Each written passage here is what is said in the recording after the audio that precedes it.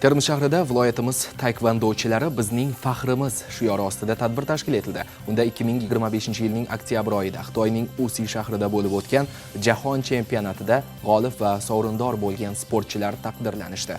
Batafsil muxbirimiz lavhasida. Termiz shahrida tashkil etilgan uchrashuvda Xitoy Xalq Respublikasining Usi shahrida bo'lib o'tgan taekvondo bo'yicha jahon chempionatida hamda xalqaro turnirlarda g'olib va sovrindor bo'lgan sportchilar jam bo'lishdi. Tadbirda viloyat hokimi Ulug'bek Qosimov ham ishtirok etdi. Uchrashuv davomida sportchilarning erishgan yutuqlari alohida e'tirof etildi.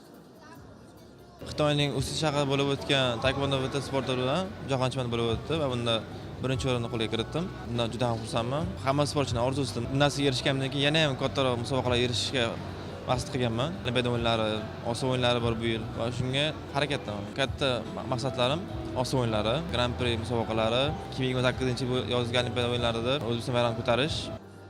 Tadbir davomida sportchilar viloyat hokimligi hamda taekvondo federatsiyasining viloyat bo'limi rahbariyati tomonidan munosib taqdirlandi. Jumladan, jahon chempionatida oltin medalni qo'lga kiritgan Najmiddin Qosimxojiyevga 100 million so'm, bronza medaliga sazovor bo'lgan Jahongir Xudoyberdiyevga 50 million so'm miqdorida pul mukofoti vaucherlari, shuningdek, xalqaro musobaqalarda sovrinli o'rinlarni qo'lga kiritgan boshqa sportchilar va ularning murabbiylariga qimmatbaho sovg'alar topshirildi. Tadbir yakunlangandan so'ng sportchilar va mehmonlar yosh sportchilarni qo'llab-quvvatlash hamda taekvondo sport turini yanada rivojlantirish uchun shart-sharoitlar yaratish maqsadida barpo etilgan Taekvondo federatsiyasining ofisini ko'zdan kechirishdi. Bu kabi e'tirof va rag'bat sportchilar uchun nafaqat mukofot, balki kelgusida nufuzli musobaqalarda yuqori marralarga erishish yo'lida muhim omil bo'lib xizmat qiladi.